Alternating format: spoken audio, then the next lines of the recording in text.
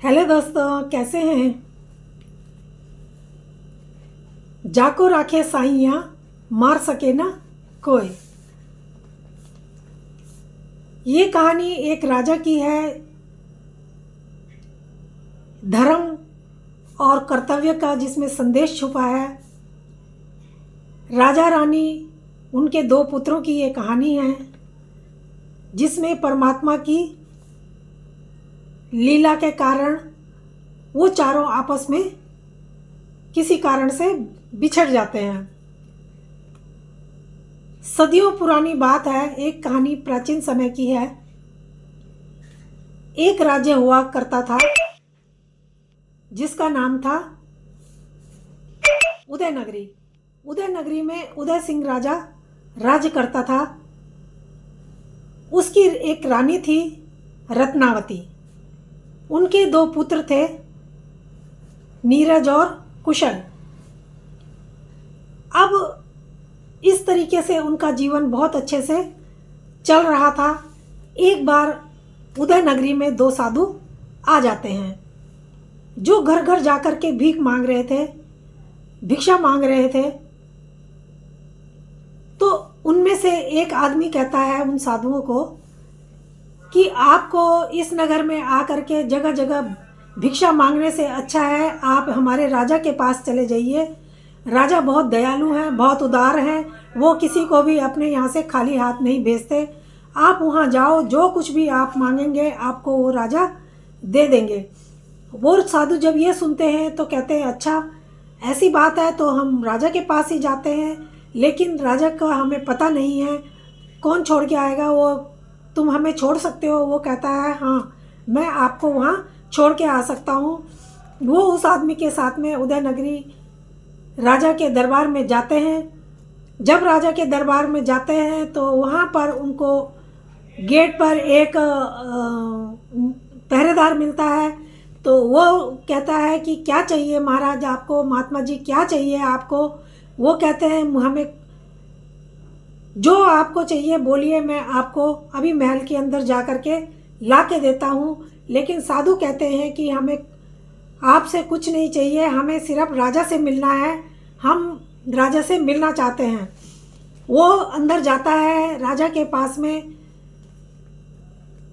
जो पहरेदार होता है, और राजा को बताता है कि दो महात्मा आए हैं जो आपसे मिलना चाहते हैं। राजा उसको कहते हैं कि ठीक है, तुम उनको हमारे पास लेके आओ।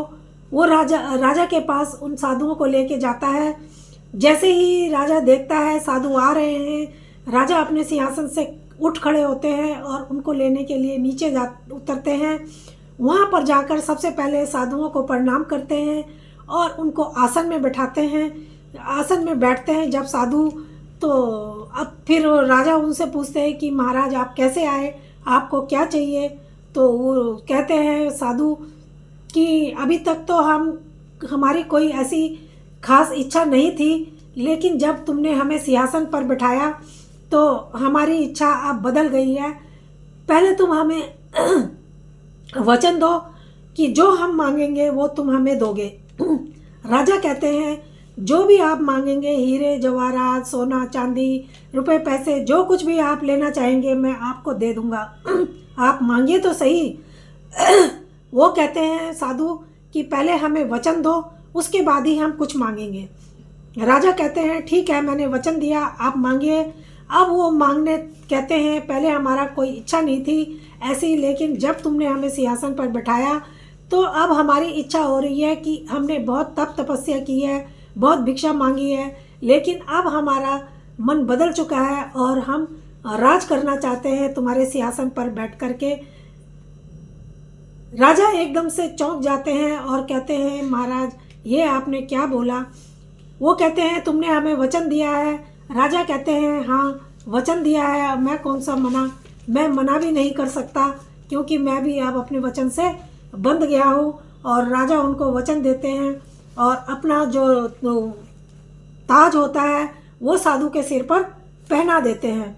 अब साधु राजा की कुर्सी में बैठ जाते हैं जब, तो राजा कहते हैं कि महाराज मैंने अपनी प्रजा को अपने पुत्रों की तरह पाला है, आप उनका ध्यान रखना, उनके लिए उनको किसी प्रकार की परेशानी ना हो। तो साधु कहते हैं अब ये राज हमारा है, हम अपने ढंग से राज करेंगे, तुम्हें इससे कोई लेना देना नहीं है। एक राज्य में दो राजा नहीं हो सकते, तुम्हारे रहते हुए हम खुलकर राज नहीं कर सकते, इसलिए तुम यहाँ से सुबह होने से पहले यहाँ से चले जाना।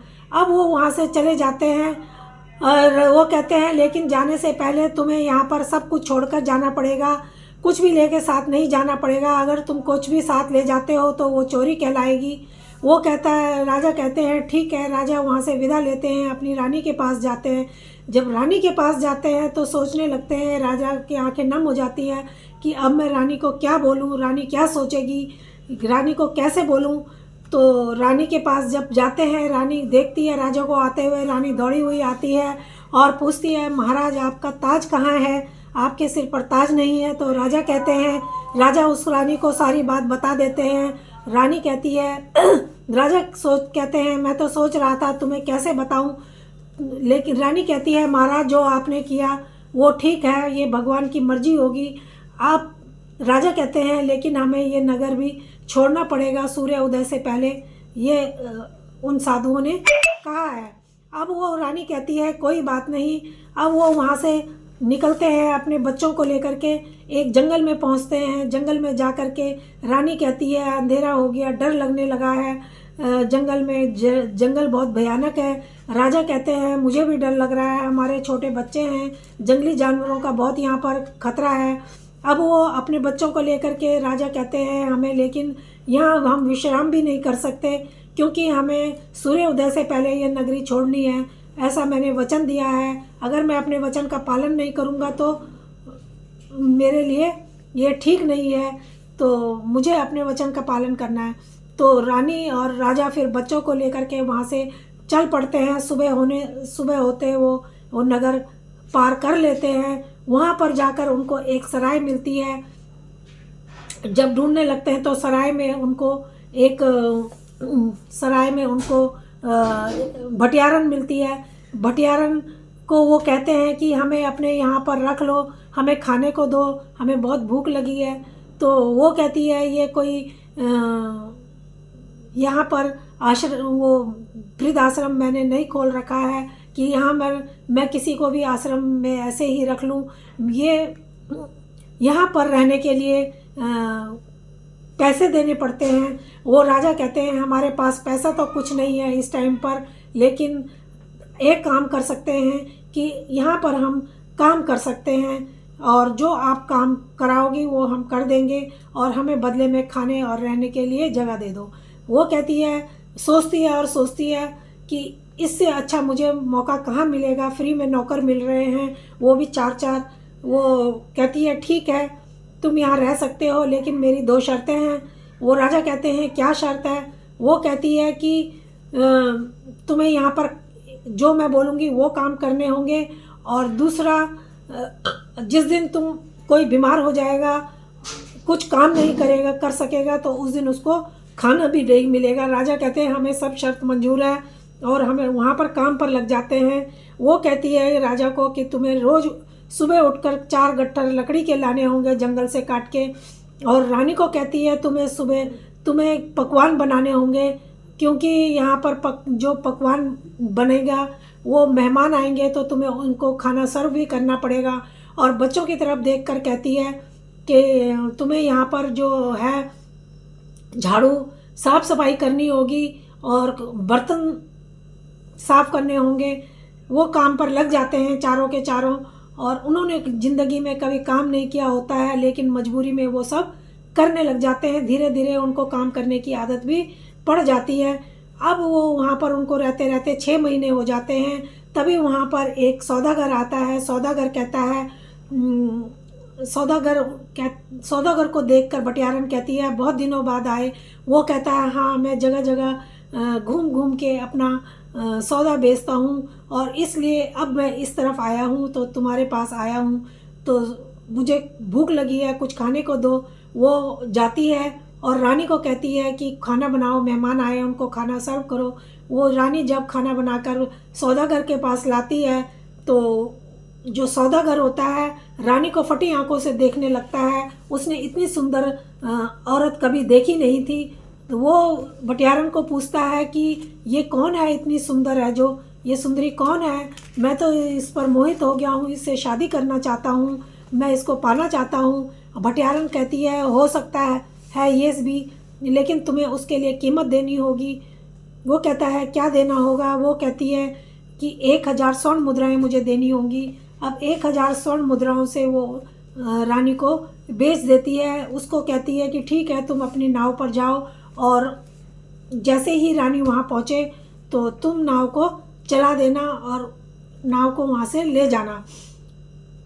अब वो ऐसे ही करती है, रानी को बोलती है जा कर के कि खाना बनाओ, तुम्हें नाव पर लोगों के लिए खाना लेके जाना है। अब रानी कहती है मैं वहाँ पर खाना लेके कैसे जाऊँ, मुझे तो पता नहीं है रास्ता, मैंने तो देखा नहीं। तो वो कहती है कोई बात नहीं, मैं लेके जाऊँगी। अब भटियारन रानी को लेकर के वहाँ पर नाव पर जाती है। सौदागर पहले से नाव पर होता है। वो जैसे ही रानी वहाँ पर चढ़ती है, सौदागर को भटियारन इशारा करती है और वो सौदागर होता है जो वो नाव चला देता है। अब जब रानी देखती है तो वो कहती है कि तुम मुझे कहाँ ले जा रहे हो, क्यों ले जा रहे हो, नाव रोको, उतारो मुझे। वो कहता है कि नहीं, मैंने तुम्हें खरीदा है 1000 स्वर्ण मुद्राएं दे करके भटियारन को। वो कहती है कि मेरे साथ विश्वासघात हुआ है। अब जो भी था वो उसको ले जाता है और बोलता है कि मैं तुमसे शादी करना चाहता हूँ। वो कहती है मैं साधारण स्त्री नहीं हूँ, मैं रानी हूँ, और वक्त ने मुझे ऐसा बना दिया है, मुझे नौकरी करनी पड़ रही है। तो वो कहता है कि जो कुछ भी है, अब मैंने तुम्हें तो खरीद लिया है, अब मैं तुमसे शादी करूँगा। वो जैसे ही रानी की तरफ बढ़ता है और उसके हाथ जलने लगते हैं और वो रानी को एकदम से छोड़ देता है। रानी कहती है कि तब वो कहता है कि मैं तुम्हें कैसे पा सकता हूँ। वो कहती है कि तुम मुझे ज़बरदस्ती हासिल नहीं कर सकते हो। तो वो कहता है ठीक है, मैं तुम्हें 12 साल तक अपनी बहन के रूप में रखूँगा, बहन मानूँगा, और 12 साल पूरे होने के बाद मैं तुमसे शादी कर लूँगा। अब इस तरीके से वो वहाँ से अपनी नाव लेके के दूसरी जगह रानी को ले जाता है। अब जहाँ जहाँ वो जा रहा था वहाँ वहाँ रानी के लेके जा रहा था। रानी के लिए वो एक कमरा बनवा देता है उसी नाव में, और सबको आदेश देता है कि रानी के पास कोई ना जाए, उस कमरे की तरफ कोई ना जाए। अब रानी वहाँ पर आराम से रहती है। वो रानी को बिल्कुल सुरक्षित वहाँ पर रखता है। फिर अब दूसरा क्या होता है कि वहाँ पर जो उसका रानी का पति होता है, राजा होता है, और उसके बच्चे होते हैं, उनके साथ में भी वहाँ पर दुर्घटना घट जाती है। जब राजा को पता चलता है, बच्चे आकर के राजा को बताते हैं कि हमारी माँ को ऐसे भटियारन ले गई थी और वापस अभी तक माँ नहीं आई है, वो तो आ गई है, पर जब हमने माँ के बारे में पूछा तो उसने हमें बहुत मारा और हमें घर से वहाँ से निकाल दिया है। तो पिता जो होता है बच्चों को लेकर के भटियारन के पास पहुँचता है, उससे पूछता है, लेकिन वो उसको भी खरी खोटी सुनाती है और कहती है तेरी औरत कहीं भाग गई होगी, मुझे क्या पता तेरी औरत कहाँ है, मेरे साथ ज़्यादा बोलने की ज़रूरत नहीं है, तुम यहाँ से सीधा निकल जाओ। अब राजा अपने बच्चों को लेकर के वहाँ से निकलता है। जाते जाते नदी आती है। नदी पार करने के लिए वो जो छोटा बच्चा होता है उसको कंधे पर उठाता है और बड़े वाले को कहता है कि बेटा तुम यहीं रहो और मैं तुम्हारे छोटे भाई को पहले नदी पार करा के छोड़ के आता हूँ, फिर तुम्हें लेने के लिए आऊँगा। जैसे ही वो छोटे को नदी पार कराता है कंधे में बैठा करके और वापस नदी में आता है, तो तभी वहाँ पर एक शेर जंगल की तरफ से आ जाता है।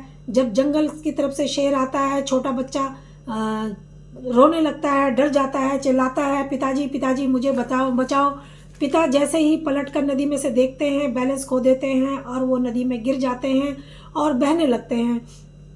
वो बहते बहते कई एक दूर चले जाते हैं और एक उस जो नदी के किनारे पर किसी पत्थर पर अटक जाते हैं।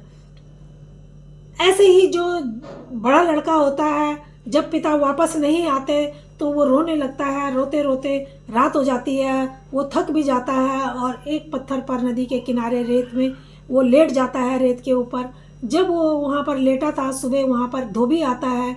धोबी आता है तो देखता है वहाँ पर बच्चा लेटा हुआ है और वो उससे पूछता है, तो वो बताता है कि इस तरीके से हमारे साथ घटना घट गई है और मैं अब अनाथ हूँ। तो वो कहता है, बेटा तुम अनाथ नहीं हो, आज से मैं तुम्हारा पिता हूँ और तुम मेरे साथ मेरे घर चलो, मैं तुम्हें रखूँगा। वो धोबी के साथ धोबी के घर चला जाता है। उधर जो शेर बच्चे को उठा करके ले गया था, तो वहाँ पर एक शिकारी आ जाता है। शिकारी देखता है तो उस शेर को तीर मारता है।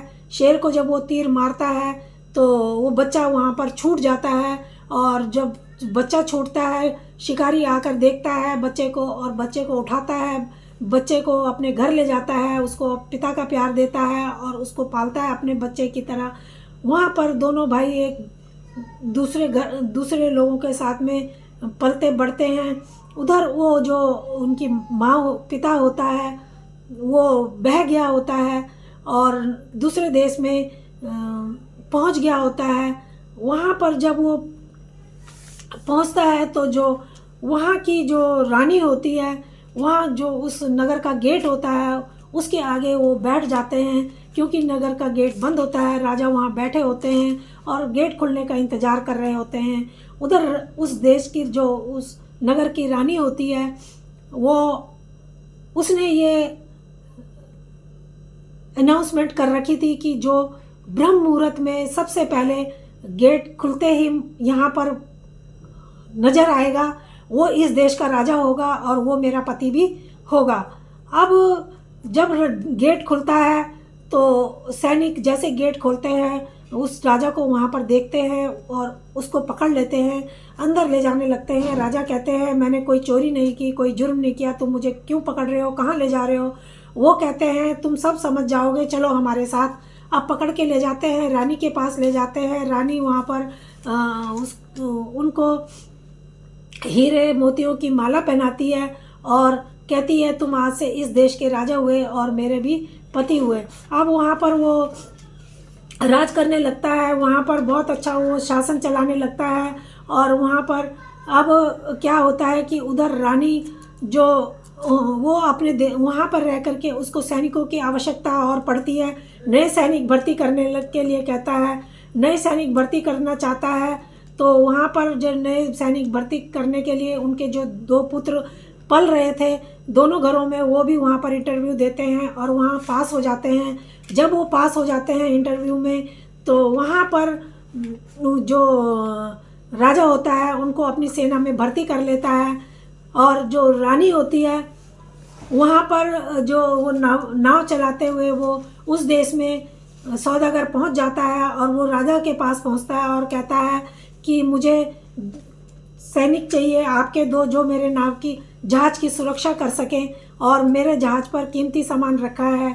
राजा कहते हैं, तुम चिंता मत करो, मैं तुम्हें सैनिक दूंगा। वो उन दो बच्चों को वहाँ भेज देते हैं सैनिक के भेष में। वो वहाँ पर वो करने लगते हैं रखवाली। वहाँ पर रानी भी अपने कमरे में बैठी हुई थी। वो आपस में जब रात हो जाती है दोनों लड़के बातें करने लगते हैं और एक कहता है दूसरे को कि कोई कहानी सुनाओ जिससे हमारा टाइम पास हो और हमें नींद भी ना आए, क्योंकि अब आलस आने लग गया है। तो एक बोलता है, एक अपना कहानी सुनाता है कि हम ऐसे हमारे पिता पहले, मेरे पिता पहले राजा थे और हम ऐसे रहते थे, लेकिन हम एक भटियारन के यहाँ हमें रहना पड़ा और अपने नगर से बाहर आकर के भटियारन ने मेरी माँ को पता नहीं कहाँ गुम कर दिया है, माँ नहीं मिली। पिताजी और हम दो भाई जब माँ को खोजने के लिए निकले तो पिता छोटे भाई को नदी पार कराने गए थे, लेकिन वापस नहीं आए। और मुझे सुबह जब मैं रोते रोते सो गया तो मुझे एक धोबी आया और वो मुझे अपने घर ले गया। उसने मुझे पाल पोस कर अब बड़ा किया है। तो जो दूसरा होता है भाई, उसकी आंखों में भी आंसू आ जाते हैं। वो कहता है कि तुम्हारी कहानी भी मेरी कहानी की तरह है।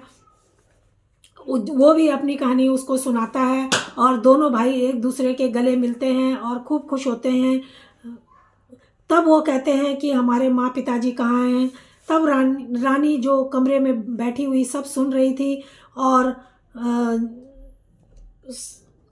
पर वो अपने बच्चों को गले लगाना चाहती है, लेकिन कुछ सोचकर चुप हो जाती है। कहती है कि ये समय सही नहीं है बच्चों से मिलने का। मेरे बच्चों के लिए सौदागर कोई भी नुकसान उठा सकता है, मेरे बच्चों का कर सकता है। तो रानी जब वो बच्चे सुबह होती है और वो चले जाते हैं वहाँ से, उनकी ड्यूटी ख़त्म हो जाती है, तो जो रानी होती है वो वहाँ से कीमती सामान उठा उठा कर नदी में फेंकने लगती है। अब वो सामान काफ़ी सारा वहाँ से नदी में फेंक देती है और सौदागर के पास जाती है और कहती है कि जो यहाँ पर रात को 2 लड़के पहरा दे रहे थे वो सारा सामान तुम्हारा चोरी करके ले गए, तुम यहाँ पर भैया सो रहे हो, तुम्हें कितनी नींद आ रही है। और वो कहता है, वो उठता है सौदागर और देखता है, कहता है ठीक है मैं राजा के पास जाता हूँ। राजा के पास जा कर के बोलता है तुम्हारे जो वो लड़के हैं जो पहरा दे रहे थे वो चोरी करके ले गए सामान मेरा, कैसे तुमने ये पहरेदार मेरे पास भेजे। राजा कहता है ऐसे तो नहीं हो सकता, पर वो कहता है कि नहीं हुआ है। राजा कहते हैं कोई प्रूफ, कहता है मेरी पत्नी ने देखा और वो तुम्हें बता सकती है। राजा कहता है ठीक है अपनी पत्नी को लाओ, मैं अपने सैनिकों को बुलाता हूँ। राजा सैनिकों को बुलाते हैं और वो अपनी पत्नी को लेकर के आता है। राजा कहते हैं कि ठीक है अपनी पत्नी से बोलो कि कुछ बोले क्या। तो वो बोलता है राजा क्या इन्होंने चोरी की है, तो वो सिर हिला के हाँ बोलती है, मुंह से कुछ नहीं बोलती। लेकिन राजा कहता है मुंह से सिर हिलाने से कुछ नहीं होगा, मुंह से बोलो। तो वो फिर मुंह खोलती है रानी और कहती है जो ये लड़के हैं ये कल रात को जो कहानी सुना रहे थे वही कहानी सुनाएंगे, इनको वही कहानी सुनाने को बोलो। राजा कहते हैं कहानी सुनाने से क्या मामला हल हो जाएगा। वो कहती है हाँ इसी में ही सारा राज छिपा है कहानी में। अब वो लड़के जो होते हैं वैसे ही कहानी सुनाने लगते हैं जैसे रात को सुनाई थी। जब राजा कहानी सुनते हैं राजा को आंसू आ जाते हैं। राजा उठ के आते हैं अपने सिंहासन से और दोनों बच्चों को गले लगा लेते हैं। कहते हैं बच्चों जिस पिता की तुम बात कर रहे हो वो पिता मैं ही हूँ। और अब वो मिलके बहुत खुश होते हैं। जब वो मिल रहे थे तो रानी भी अपना घूंघट उठा लेती है और बच्चों को अपने गले लगाती है, कहती है मैं तुम्हारी माँ हूँ। और इस तरीके से इसने मुझे सौदागर ने खरीद लिया था।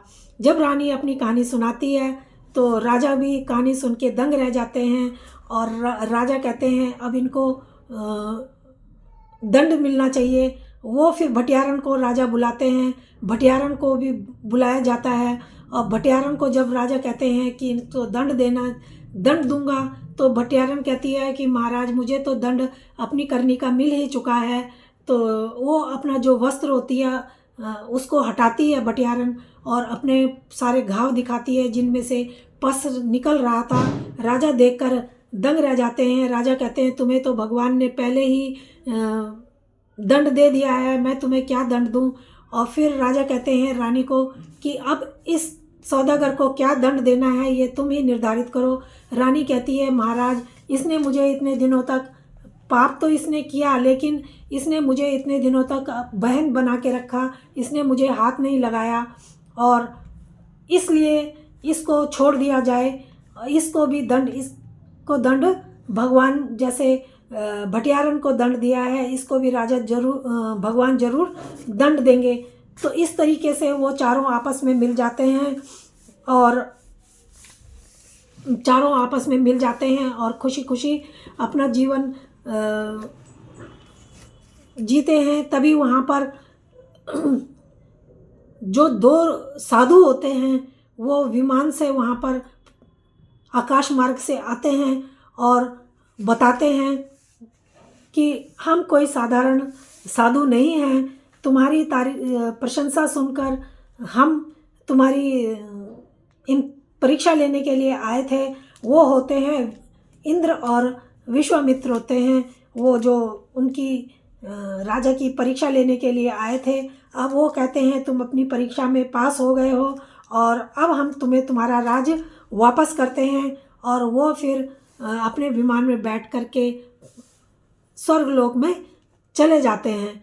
और राजा जो होते हैं वो अपने दोनों बेटों को दोनों जगह का राजपाट दे देते हैं और अपने आप दोनों जो पति पत्नी होते हैं वो अपने संसारिक जीवन को छोड़ करके जंगल में तपस्या करने के लिए चले जाते हैं। तो दोस्तों यह थी राजा उदय की कथा। इस कथा में धर्म पर जीत है, धर्म की जीत है और इसमें जो है धर्म पर जो चलता है वो हम धैर्य वो ही आगे जाके सुख पाता है। अगर हम धैर्य और भगवान पर अटूट भरोसा करें तो भगवान हमारी परीक्षा ज़रूर लेते हैं, लेकिन वो भगवान जो होते हैं हमें कभी अकेला नहीं छोड़ते। वो हमारे हित की ही बात करेंगे, हमारे हित के लिए ही सोचते हैं। तो दोस्तों ये कहानी कैसी लगी? अगर अच्छी लगी हो तो प्लीज़ लाइक और सब्सक्राइब जरूर करना। धन्यवाद।